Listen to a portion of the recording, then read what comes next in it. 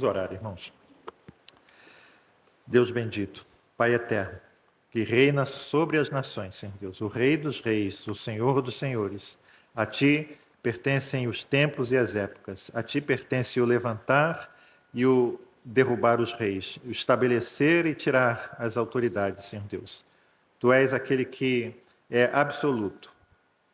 Nós te louvamos por isso, Senhor Deus, e te rendemos graças. Nos submetemos a Ti de coração voluntário. Voluntariamente dobramos os nossos joelhos, Senhor Deus, diante do Senhor e diante do Rei.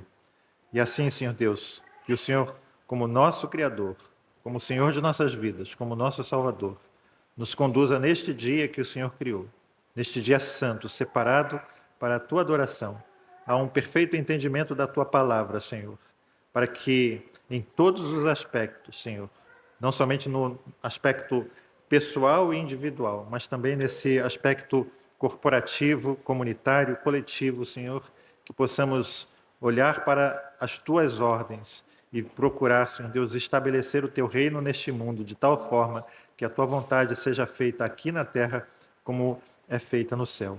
E tudo isso nós te pedimos para a glória, para a honra, para o louvor do Teu santo nome e no nome do nosso Senhor e Salvador Cristo Jesus, que reina e governa, Senhor. No nome de Jesus. Amém. Amém. Muito bem. Agradecer a presença do Luiz, da esposa. Esposa? Como é o nome? Desculpe. Henrelise. Ah, eu me lembro de você. Eu me lembro, agora eu me lembro. É gaúcha, né? Filha de gaúchos. É isso. Muito bem. Sejam bem-vindos. Então, os diáconos pediram para que eu falasse um pouquinho sobre essa questão política, visto que nós estamos em época de eleições. Então, esse domingo e o próximo nós vamos falar um pouquinho sobre isso. E eu gostaria hoje de lembrar uma palestra que eu já fiz aos irmãos há alguns anos, e eu citei um historiador católico romano, Michael Novak, um americano, e eu vou fazer aqui uma citação dele. Não faz muito tempo, os Estados Unidos eram uma colônia de um país europeu. Não faz muito tempo, estavam presos na mesma pobreza e subdesenvolvimento de outras colônias. No início de seu desenvolvimento, eram pelo menos tão pobres quanto as colônias da Espanha e de Portugal na América Latina. As Américas do Norte e do Sul, igualmente colônias e igualmente subdesenvolvidas.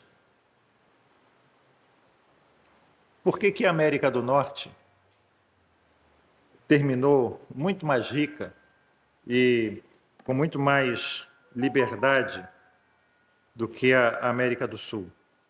O Michael Novak diz que essas duas regiões, a América do Sul se fragmentou, a América Espanhola se fragmentou em várias repúblicas, né? Não numa como na América Portuguesa.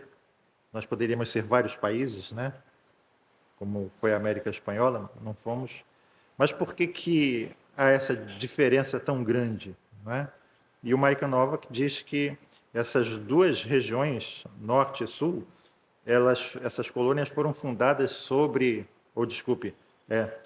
duas ideias radicalmente diferentes sobre economia, política.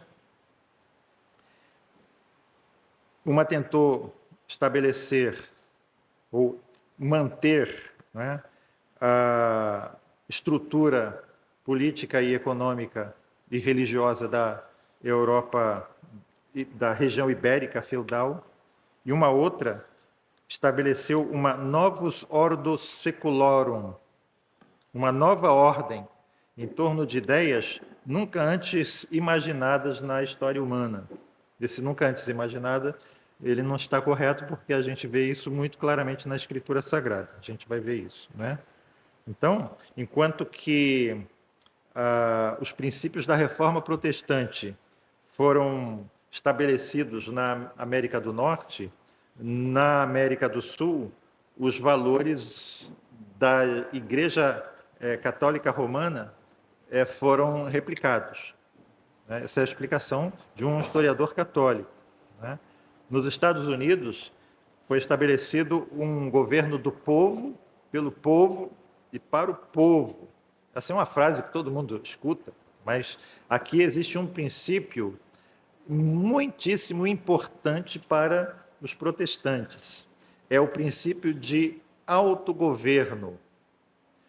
Lembram que a gente fala aqui sobre autonomia? Nomos é lei. Então, nós propomos uma teonomia. A lei moral de Deus ela é estabelecida para todas as esferas da sociedade humana, na esfera individual e na esfera coletiva.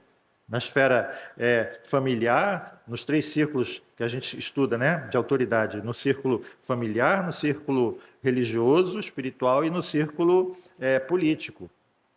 Então, a Bíblia ela é a palavra de Deus, é a determinação da vontade de Deus em todas essas áreas. Deus não pode ser fechado numa determinada caixinha, num compartimento religioso. Eu me lembro uma vez, eu não me lembro qual foi dos 3 presidentes do governo militar, que uma vez se dirigindo aos padres diz assim: vocês cuidem das almas que eu cuido dos corpos. Essa é uma divisão desconhecida pela Reforma Protestante, certo?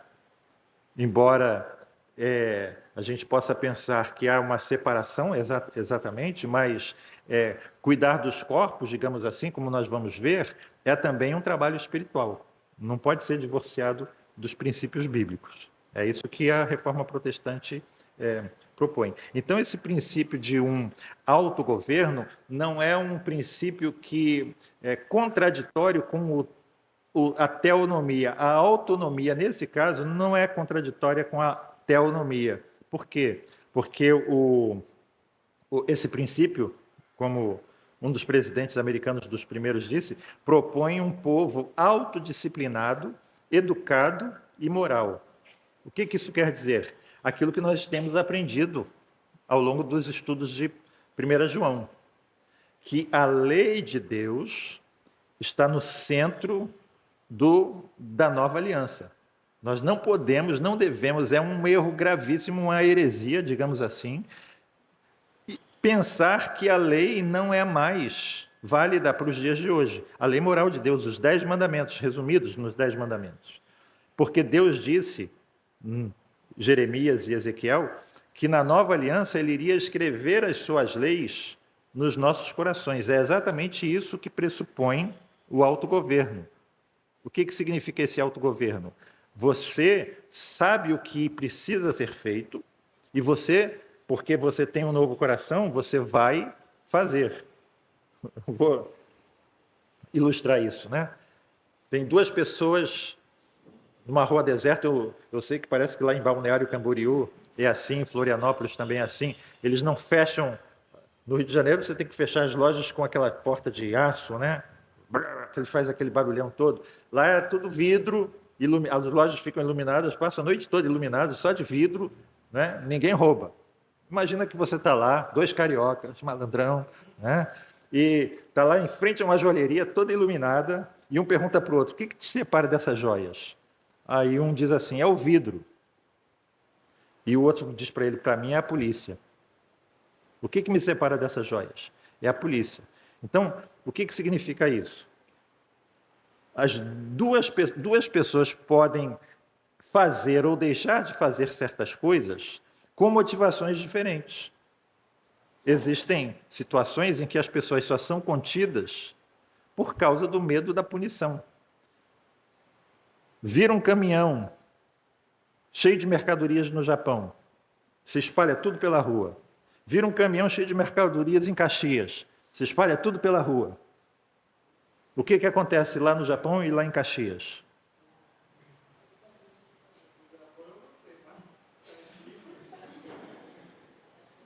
No Japão, as pessoas vão recolher e vão botar no cantinho para que depois peguem, não é?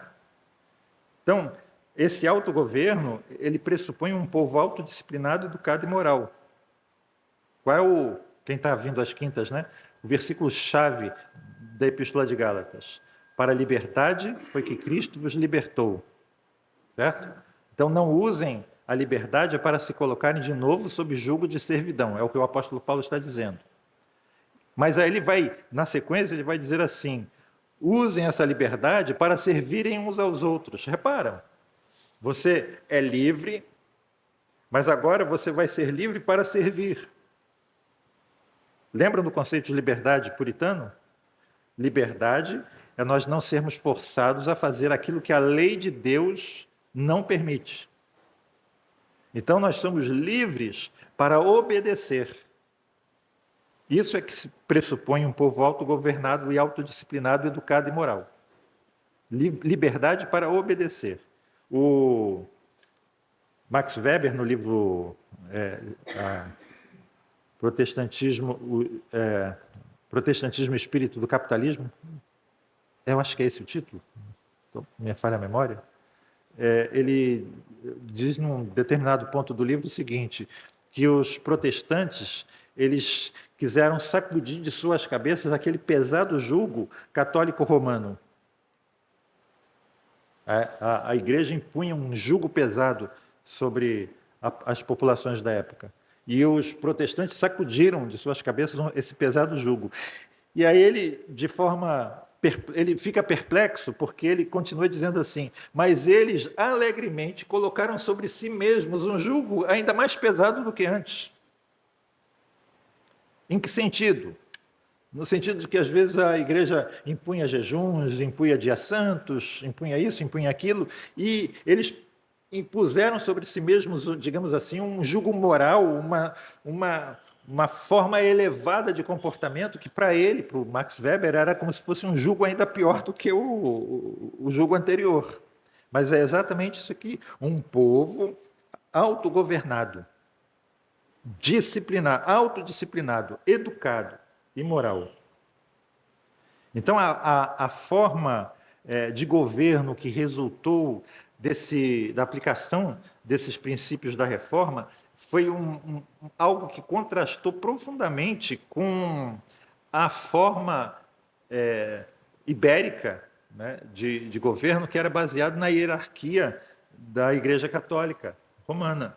Né? Então, a gente tem aquela, como a gente já aprende aqui no nosso sistema de governo, uma estrutura piramidal, né? Onde você tem lá o Papa exercendo a sua autoridade, né? E manda quem pode, obedece quem tem juízo. Então, o governo civil nos países influenciados pela Igreja, pelo catolicismo romano, imitou no seu governo civil essa estrutura de autoridade do governo eclesiástico. Né?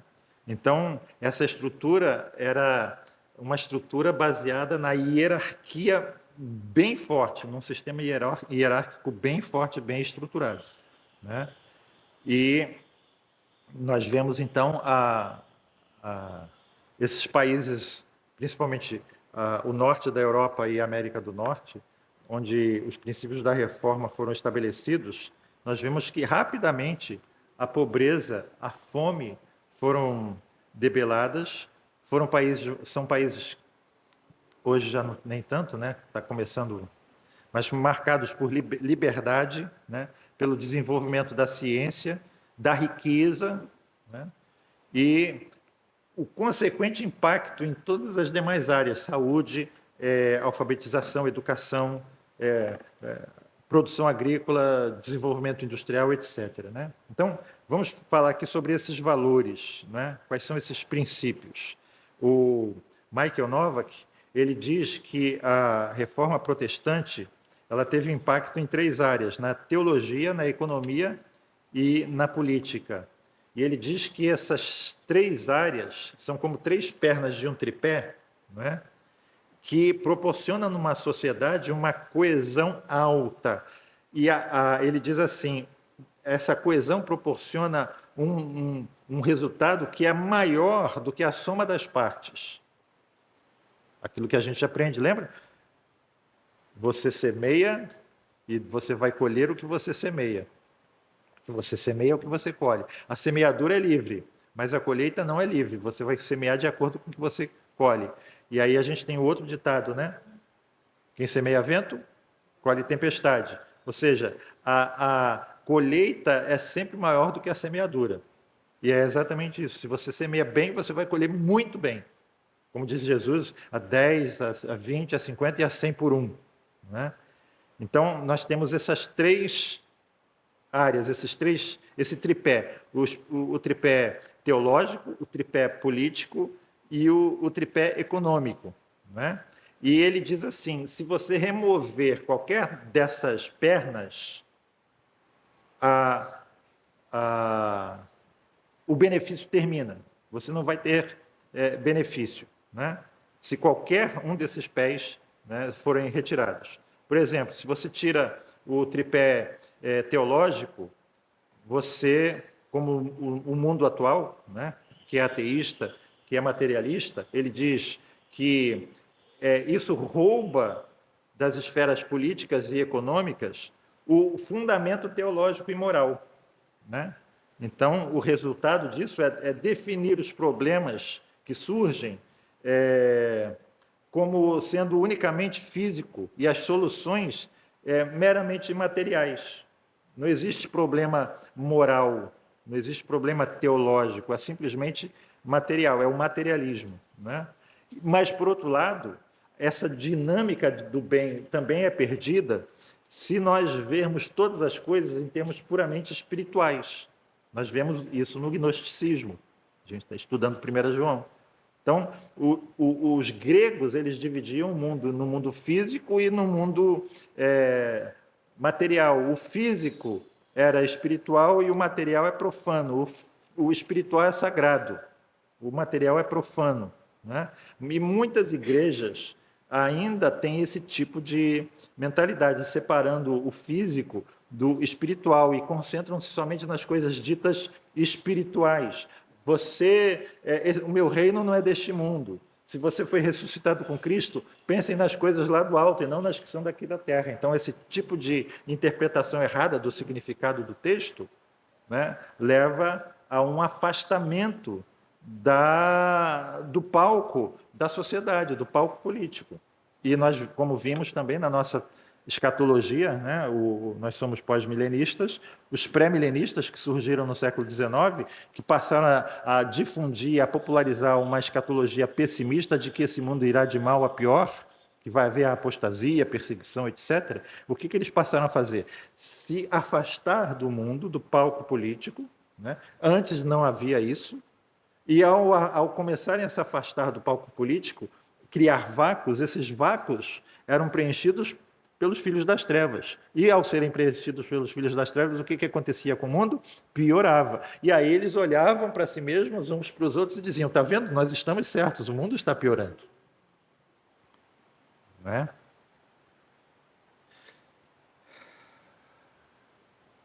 Vou citar aqui um autor também chamado James Reichley, A Religião na Vida Pública Americana, o título do livro. A única força cultural mais influente, atuante na nova nação nos Estados Unidos, foi a combinação de convicções religiosas e atitudes sociais conhecidas como puritanismo. Na época da Revolução, ou seja, na independência dos Estados Unidos, pelo menos 75% dos cidadãos americanos tinham crescido em famílias que abraçavam alguma forma de puritanismo. 75% dos cidadãos, dos cidadãos americanos, abraçavam alguma forma de puritanismo. E aí, a complementação. O sistema político e econômico americano teve sucesso por causa de uma cosmovisão e de valores judaico-cristãos. Agora eu vou citar o John Adams, que foi um dos fundadores da República Americana e foi o segundo presidente dos Estados Unidos. Ele escreveu o seguinte a respeito da Constituição americana: a nossa Constituição foi feita para um povo moral e religioso. Ela é inteiramente inadequada para o governo de qualquer outro povo. E já se disse que quanto mais imoral é um povo, quanto mais baixa a moral de um povo, mais leis ele precisa. E mais leis ele vai transgredir. Já viram a finura da Constituição americana? Já viram a grossura da nossa Constituição? Então, vamos ver aqui os lemas da reforma. A gente sabe que esses princípios eles foram articulados em 3 lemas muito simples, né? Que é o lema, digamos, o lema teológico, o lema econômico, obrigado, e o lema político. O lema teológico são aquelas 3, né? Ou 4, dependendo. Só Cristo, só a fé, só a palavra, né? Solo Cristo, sola fide, sola Scriptura. Né? O lema econômico. Lembram? Quem já ouviu? Trabalhe o mais que puder. Economize, dê. Certo? Esse é o lema econômico da reforma. E o lema político. Todos os homens são pecadores. Todos os homens são pecadores. Vamos examinar aqui essas bases da nossa concepção política, tá? O lema teológico. Lema teológico, só Cristo. João 14,6. Jesus está declarando de maneira clara, de maneira absoluta, eu sou o caminho, a verdade e a vida. Ninguém vem ao Pai a não ser por mim. Né? Então, nós vemos essa reivindicação absoluta contra todas as demais reivindicações religiosas, contra todas as formas de relativismo. Jesus não é um dos muitos caminhos para Deus. Ele é o único meio de salvação, né? Em oposição a qualquer outro. Ou seja, não existe nenhum outro caminho, não existe nenhuma filosofia, budismo, hinduísmo, animismo, nada, espiritismo, não existe nenhum outro caminho a não ser Jesus. E isso também, irmãos, significa que nós não podemos misturar Jesus com qualquer outra coisa. Lembram do Cartas do Coisa Ruim, onde C.S. Lewis ele coloca essas palavras no diabão ensinando para o diabinho? Não, quando você tentar os cristãos, não fale, não induza que eles neguem a Cristo. Não. Tente colocar Jesus e mais alguma coisa. Não é isso? Jesus e mais ecologia, Jesus e mais Maria, Jesus e mais santos, Jesus e mais qualquer coisa. Aí você vai ter sucesso. Mas a Bíblia vai dizer exatamente o contrário. Né? Não podemos misturar Cristo com mais alguma coisa. Cristo mais César, Cristo mais o Estado, Cristo mais Mamon. Né? A gente aprende que César não queimou os cristãos em estacas porque eles adoravam a Cristo. César queimou os cristãos em estacas porque eles se recusaram a adorar César. Né? Então, escolher a Cristo é rejeitar todas as outras coisas. Então, isso foi o que os reformadores entenderam, só Cristo. Né? Então, hoje, irmãos, a tentação da igreja, e muitas vezes a realidade dos cristãos, é cultuar a Cristo e o materialismo. Né? Nós temos a teologia da prosperidade e somos cristãos, muitos são cristãos somente enquanto o estilo de vida materialista dessas pessoas não é desafiado. Eu lembro do caso de um advogado americano de muito sucesso, trabalhava numa empresa de grande prestígio, né? E uma vez ele visitou a irmã na Índia. Ela abriu uma escola e abrigo para filhas de prostitutas, filhos de prostitutas, né? 2 escolas separadas. E ele percebeu que com muito pouco dinheiro em relação ao que ele ganhava, né, ela podia aumentar a abrangência do trabalho dela. E quando ele voltou para os Estados Unidos, ele vendeu a Ferrari dele e comprou um carro assim, sei lá, um Toyota, né, sei lá, e mandou o dinheiro, a diferença para a irmã. Ele foi chamado à diretoria e perguntaram para ele se ele estava com algum problema financeiro. Por quê? Porque era uma antipropaganda ele ter um carro daqueles.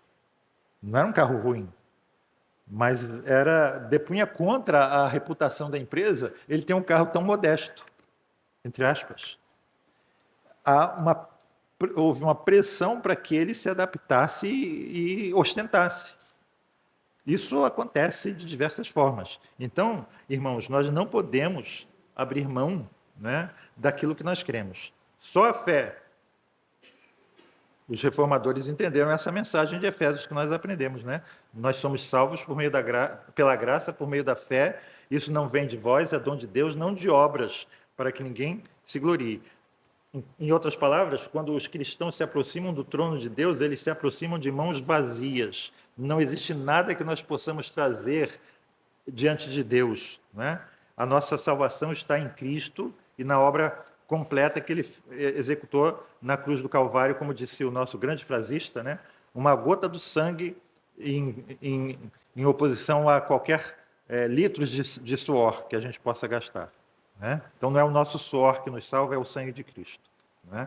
Então, isso contrasta com esses sistemas que dizem que os sacramentos salvam, que penitências salvam, que boas intenções salvam, que boas obras salvam, né? Ou até mesmo que uma correção teológica, a ortodoxia salva. A gente vai ver isso mais na mensagem também, né? E também isso contrasta, irmãos, com essa noção humanista moderna de que o homem é bom.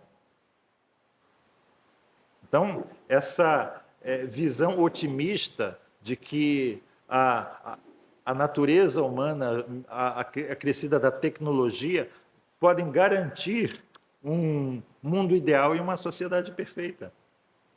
Isso é falso. Só a Escritura, só a palavra. O que nós aprendemos desse princípio? Que a palavra escrita de Deus, o livro que nós temos em mãos, né, é a autoridade final para qualquer assunto de fé e de prática. O que nós devemos crer a respeito de Deus é aquilo que Ele requer de nós. Então, essa revelação que nós temos em mãos, ela provê todo o fundamento para a nossa vida nesse mundo, né? Para o conhecimento e para a razão humanas. Então, sem essa revelação que nós temos em mãos, essa revelação transcendente, o conhecimento da história, da moralidade, não teria fundamento. Nós não teríamos fundamentos para desenvolver qualquer tipo de conhecimento. Então, isso contrasta também, irmãos, com a autoridade do Papa, né, na Igreja Católica Romana, da autoridade do Patriarca na Igreja Católica Ortodoxa, e também com a autoridade do pastor na Igreja Evangélica. Nós não terminamos, né?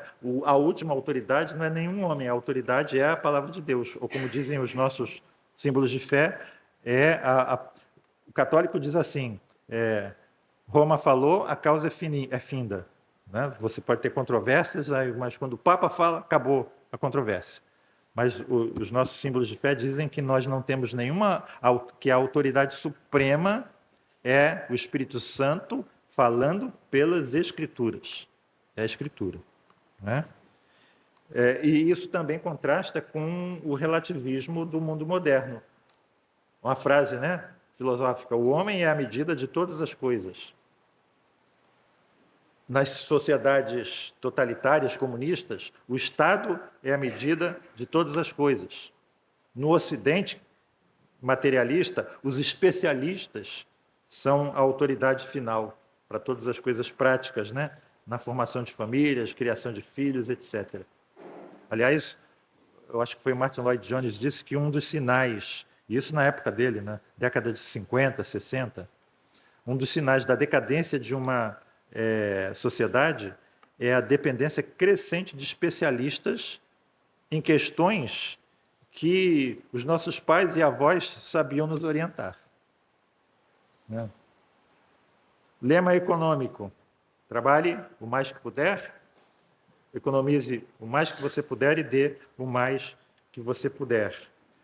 Na reforma, o trabalho é chamado, é vocação, né? E esse trabalho dá dignidade ao homem. E eles dizem que o trabalho é a parte essencial da nossa adoração ao Criador, né? Então, os reformadores entenderam isso, que cada pessoa recebe um chamado. O fazendeiro deve ordenhar o seu gado e semear o seu campo para a glória de Deus. Uma dona de casa expressou isso muito bem quando ela fez uma placa para a cozinha dela e a placa dizia o seguinte: culto de adoração aqui, 3 vezes ao dia. Né? Então, ela entendeu que preparar a comida para a família, né, e receber as pessoas em casa era um ato de adoração a Cristo. Então, isso é o oposto, né, da ideia de que o chamado religioso é superior a qualquer outro tipo de chamado para trabalhos ditos seculares e mundanos. Aliás, uma das coisas muito interessantes quando a gente estuda são detalhes, né? Deus está nos detalhes. Nas artes, você repara na influência católica, quando se retrata a família de Cristo, José, Maria, o próprio Jesus ou os santos, o que se coloca em cima da cabeça dessas pessoas? Um halo, um halozinho brilhante, né? Halo. Aquilo é a santidade. Quando os pintores reformados, protestantes, começaram a fazer pinturas, eles tiraram esses halos. Então, não existe um chamado superior ao outro. Lembram da história do Martinho Lutero com o sapateiro, né? O sapateiro chegou para Lutero: Lutero, eu me converti, o que eu devo fazer agora? Ele: volte para a sua sapataria, faça o melhor par de sapatos que você puder e venda por um preço justo para a glória de Cristo. Né? Isso também contrasta com a mentalidade que considera o trabalho como uma maldição, que trabalhamos somente para sobreviver e para garantir a nossa existência. Aliás, eu tive um professor de antropologia na faculdade, malucão, né? Já contei aqui, né? Sexta-feira ele chegava, dizia assim: hoje à noite vai ter reunião lá em casa, cada um traz a sua maconha, né? Leva a sua maconha. O cara, e ele fez um mestrado nos Estados Unidos e voltou admirado, né, das coisas que viu. E uma das coisas que ele fala é que exatamente isso, o americano, duas coisas, né? Primeiro, ele tem uma grande vergonha de depender do Estado. Às vezes, precisa da ajuda do Estado. Ele recebe uma caixa de alimentos, tem um carimbo lá determinado, ele fica com uma vergonha imensa e quer se livrar o mais rápido possível disso. E o brasileiro, o que ele faz? Ele acha legal, né? Mesmo que não precise, receber, né? As diferenças. Por exemplo, um terreno baldio, na mentalidade nossa, um terreno baldio não é de ninguém. Aí você vai lá e joga lixo, joga entulho. Lá, um terreno baldio, aqui não é de ninguém, lá é de todo mundo. Então, eles vão lá e plantam flores. Ou então plantam legumes.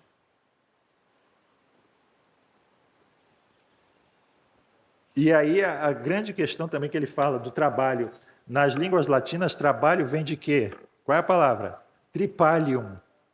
Alguns dizem que eram varas que batiam nos escravos, outros dizem, que eu acho que esse é o mais correto, um chicote de 3 pontas, que os romanos ainda colocavam umas pedrinhas afiadas, sabe?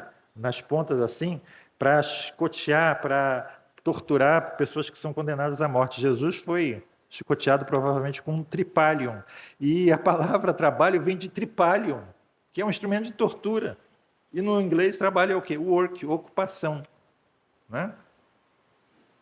Então, na nossa sociedade, o ideal é você trabalhar o mínimo que você puder e ganhar o máximo que você puder. Né? Isso é hedonismo, consumismo. Reparem, irmãos, mais uma vez, uma sociedade ela só funciona quando um povo é autogovernado, educado e moral. Né? Economize o mais que você puder. Né? O trabalho duro, né, vai produzir lucro. E o que nós fazemos com excedente? Ostentamos, compra corrente de ouro, compra uísque, compra o carro bem, né, para rodar com bastante, compra uma moto legal, vai comprando, põe pia com torneira de ouro na sua casa, né, vai gastando em restaurantes caros, os reformadores dizem, economize. É muito interessante isso, né? O Max Weber também fala sobre essas questões. Não sei se vocês conhecem o Oliver Cromwell, que foi o homem lá que liderou a Revolução Puritana na Inglaterra, na época em que os nossos símbolos de fé foram elaborados. Ele gostava muito de vinho do Porto. Aliás, ele popularizou o consumo de vinho do Porto na Inglaterra. Vinha da Portugal e ia para lá, né? E uma vez ele começou a sentir falta do vinho do Porto e perguntou para a esposa, cadê meu vinho? E ela disse assim para ele, você sabe quanto ele está custando? Estava caro. Ele podia comprar, ela podia comprar, mas o preço não estava justo. Aliás, mais uma vez, Martim Lutero, o dever do marido é ganhar o sustento da casa, e o dever da mulher é economizar o dinheiro que o marido ganha. Né? Então, a gente vê essa ideia, então, de economizar. A Bíblia mostra isso, né? Quando José recebe a interpretação do sonho de Faraó, dos 7 vacas gordas, 7 vacas magras, 7 espigas sadias e 7 espigas doentias, que haveria 7 anos de fome, de escassez, e que era preciso economizar nos tempos de fartura. Né? Então, os americanos dizem que é quando está o tempo seco que você precisa consertar o seu telhado. Uma das características do brasileiro é a imprevidência. Nós não somos previdentes. Nós não temos uma cultura de economizar para o futuro. Nós não temos uma cultura de fazer seguros, por exemplo. Os americanos, ao contrário, né, influenciados pela reforma, são previdentes. Né? Então, nós temos essa cultura bíblica que é não materialista, que não idolatra e nem desdenha a riqueza. Nós temos, por exemplo, em Provérbios capítulo 30, a petição: afasta de mim a falsidade e a mentira, não me deis nem a pobreza nem a riqueza. Dá-me o pão que me for necessário, para não suceder que, estando eu farto, te negue e diga: quem é o Senhor? Ou que, empobrecido, não venha furtar e profane o nome de Deus. Então, os reformadores, eles entenderam digamos assim, essa frugalidade exterior, essa vida simples, contrastando com a extravagância da Igreja Católica Romana. Então, nós vemos isso, por exemplo, na arquitetura. Os templos que foram erguidos, principalmente os templos puritanos, eles são despidos de qualquer coisa. E você vê os templos católicos.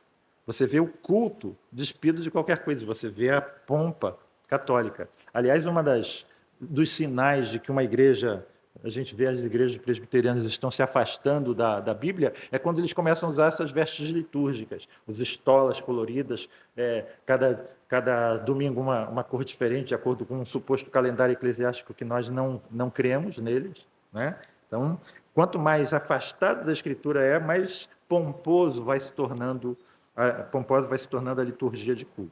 Né?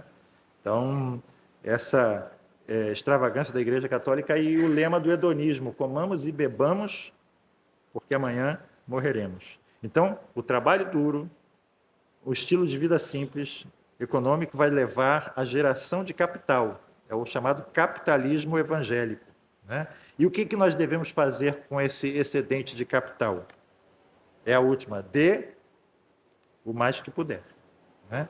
Então, essa geração de riqueza combinada com um estilo de vida simples, não consumista, ele vai proporcionar esse capital.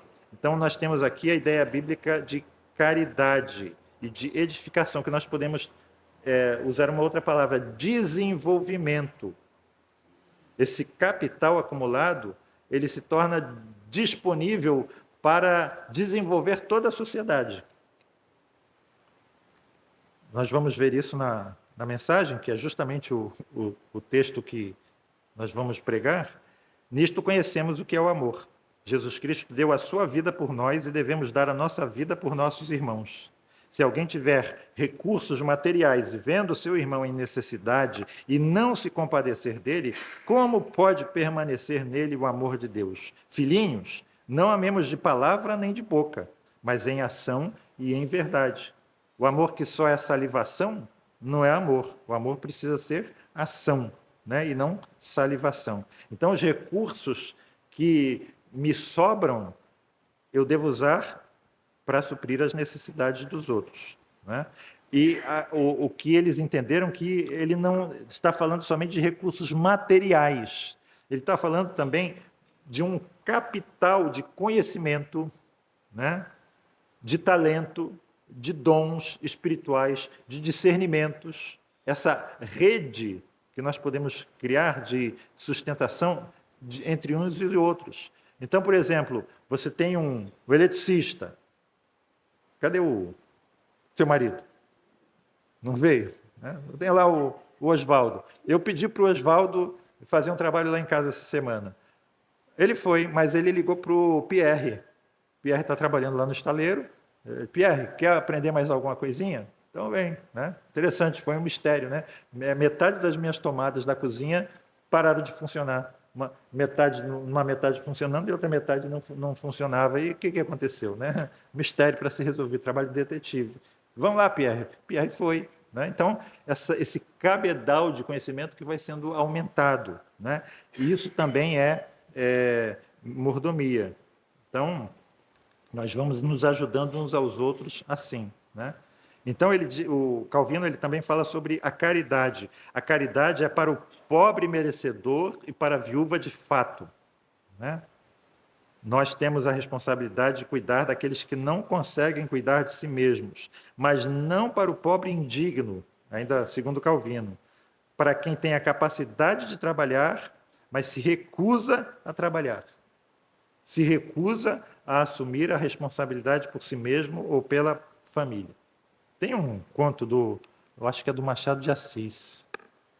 Eu não me lembro agora o título, mas é um século XIX, um homem, né, que sempre vive de expediente. Pede dinheiro emprestado aqui, se junta com um político acolá, faz um trabalho de panfletagem, depois recebe R$ 50, aí vai para casa, né? E já tinha passado vários dias sem nada, não entrava dinheiro nenhum, e ele desesperado, né? E começa a pensar na vida, né? Que desperdiçou, que sempre viveu a custa de expedientes, ele tem mulher, tem filhos, e ele começa a dizer, eu sou um inútil mesmo, e ele decide se matar. E ele vai para a Praça 15 para pegar a barca, naquela época já tinha, né? E ele queria se jogar, quando a barca estivesse no meio da Baía de Guanabara, ele ia se jogar e ia se matar. E ele está andando, e de repente ele tropeça um bolinho assim, um bolo de dinheiro. Pronto! Não quer mais se matar. Compra vinho, compra carne, chega para a mulher, estamos feitos, e acaba assim, né? E começa tudo de novo.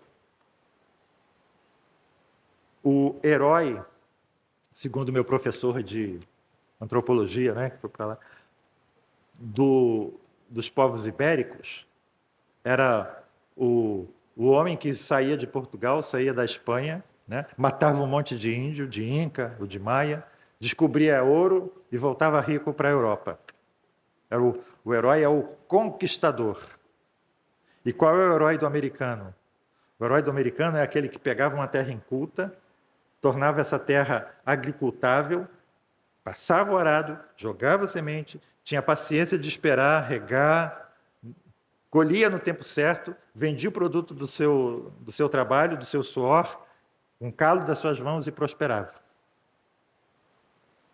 Reparem, o herói de um é o conquistador, o herói do outro é o agricultor. É a paciência.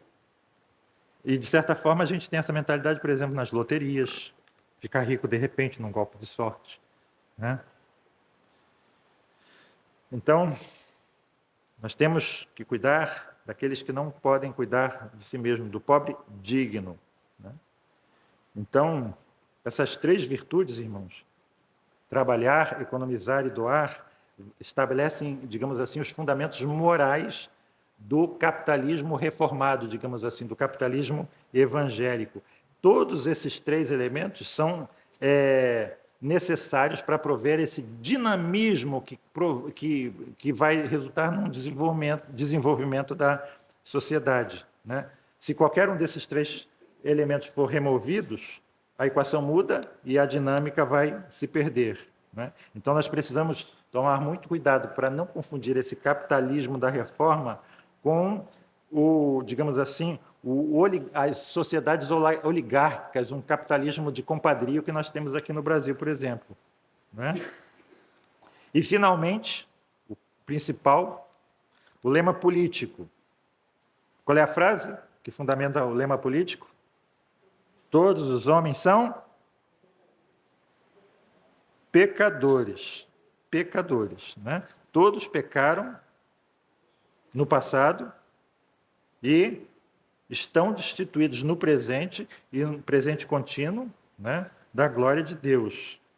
E nós sabemos que a profundidade e a extensão desse pecado, dessa rebelião contra Deus, foram entendidos pelos reformadores como depravação total. Não só na profundidade, mas também na amplitude, ou seja, o pecado, ele toca todas as áreas da vida. E por causa desse entendimento calvinista da depravação total do homem, os reformadores, eles entenderam que era absolutamente importante impedir que qualquer ser humano, qualquer homem, tivesse a oportunidade de ter poder ilimitado em qualquer das esferas, né? Ou pedras vivas, né? Paulo fala da igreja como um corpo do qual todos nós, cada um de nós é membro desse corpo, e só existe uma cabeça, que é Cristo, né? Então, com ênfase nesse ensino, os reformadores, eles deram muita importância, eu não gosto dessa palavra, eu vou usar entre aspas, aos leigos, né, na igreja. Deveria haver uma liderança plural, né, sob senhorio do Senhor Jesus. Os presbíteros devem ser capacitadores dos membros para serem uma congregação de ministros. É o que eu sempre digo aqui. Qual é a minha função como presbítero? É me tornar dispensável. Lógico que isso é uma utopia, né? Utopia. O que é? Um alvo inatingível. Mas as utopias são excelentes alvos. A gente tem que continuar trabalhando nessa direção. É isso? Então, isso na igreja. E na sociedade maior? Os reformadores diziam que era imperativo que os homens não conquistassem muito poder político. E eles criaram o chamado pluralismo democrático. Os três braços do governo: executivo, legislativo, judiciário. Cada um com seu papel e cada um devendo agir como uma âncora ou como um contrapeso contra os abusos dos outros. Aqui, irmãos, é muito importante a gente lembrar, né, de Isaías 33, 22. Lembram de Isaías 33, 22? Abram aí e digam para mim o que é Isaías 33, 22.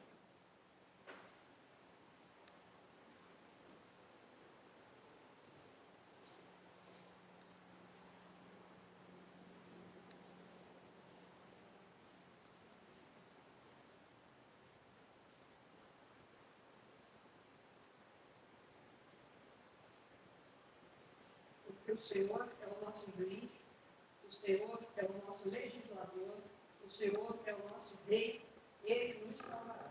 O Senhor é o nosso juiz. Poder? O Senhor é o nosso legislador. Poder? O Senhor é o nosso rei. Poder? Executivo. O único que pode embarcar, abraçar todos os três poderes em si é Deus. Qualquer homem que procurar pegar algo de um poder para si é um usurpador. Usurpador. Nós vemos, por exemplo, alguns reis de Israel que tiveram essa tentação de oferecer sacrifícios, o poder sacerdotal, o poder da igreja, né? A esfera política não se imiscui na esfera da igreja eclesiástica. Por exemplo, nós temos Saul, né? E Uzias. Saul foi rejeitado. Claramente, a gente vê Uzias, quando tentou fazer isso, o que aconteceu com ele? Foi acometido de lepra. Então, nós precisamos lembrar disso. Nós temos hoje, no nosso país, coisas muito estranhas acontecendo nesse sentido. O poder judiciário se tornando macrocéfalo, uma macrocefalia do poder judiciário. E dentro do Supremo, alguns ministros com mais poder do que outros. Isso é tirania, isso é usurpação. É interessante isso, irmãos. Deixa eu lembrar. A Suíça foi um país profundamente afetado, né, influenciado pelo calvinismo. E eu estava fazendo uma pesquisa, me atualizando. A Suíça tem 26 cantões, como se fossem os estados, né? Só que esses cantões, eles têm muita autonomia. Cada cantão tem o seu próprio poder executivo, legislativo e judiciário, como nós também temos, né? Certo? Mas eles têm muita autonomia, eles podem criar suas próprias leis, têm suas próprias constituições, né? E você tem um poder, digamos assim, um poder central. Quem é o presidente da Suíça? Sabe quantos são atualmente? 7. Eles elegem um conselho presidencial de 7 pessoas. De onde vem isso? Calvinismo. Nunca uma pessoa só, sempre grupos de pessoas. Por isso que o nosso sistema é conciliar. Não é isso? Então são 7. Cada ano um se reveza na presidência desse conselho. E cada membro do conselho ele é responsável por atuar em uma determinada área: saúde, economia, previdência, indústria, agricultura. Cada um tem suas responsabilidades, mas eles se revezam na presidência. Uma outra coisa que os suíços fizeram foi colocar cada um dos poderes em uma cidade diferente. O executivo numa cidade, o legislativo noutra cidade e o judiciário noutra cidade, para não se confraternizarem. Não é para você ter relação de compadrio, de amizade entre um poder e outro. E uma outra coisa, se você, exemplo, né, é um deputado e você é chamado para ser um ministro de Estado, você tem que abdicar do seu mandato como deputado. Você não pode ser um deputado e ir para o legislativo, ir para o executivo e depois voltar para o legislativo de novo. São estanques, são fechados, não se comunicam. Ou você é uma coisa ou você é outra coisa. Você não pode ser uma coisa e depois ir para outra e depois voltar. Um vereador, por exemplo, é chamado para ser secretário municipal e depois volta a ser vereador. Tem que abdicar do mandato de vereador. É isso que eles fazem na Suíça. Hoje em dia não são mais 3 cidades, são 2 cidades só. O executivo e o legislativo ficam em Berna, que é considerada a capital, e o judiciário fica em Lausanne. São cidades diferentes. Mas esse sistema político suíço, irmãos, ele foi profundamente influenciado pela tradição calvinista, principalmente esse sistema conciliar, né? Então, esse lema político, que todos os homens são pecadores, ele reconhece essa necessidade de nos proteger de nós mesmos. Aliás, é essa, digamos assim, a função básica do governo. É nos proteger uns dos outros. O Ronald Reagan ele disse isso, né? Que essa é a função básica do governo. Quando um governo começa a querer nos proteger de nós mesmos, ele se torna um tirano. Exemplo. Vamos pensar nisso. Escola. Leis que propõem assim, não pode ter comida gordurosa na escola. Você tem que aumentar imposto de bebida, de comida gordurosa, de guloseima, porque as pessoas não sabem se gerir a si mesmas. A gente tem que proteger essas pessoas de si mesmas. Isso é tirania. Certo? E aí eu vou ser um pouquinho polêmico aqui. Não, não vou ser, não. Você é sábio. Vou ser sim. Não sou, não. Não sou sábio, não. Vocês sabem, né? Eu vou só repetir isso, né? Que uma das coisas que caracterizou a chamada conquista do oeste americano foi o consumo elevado de álcool.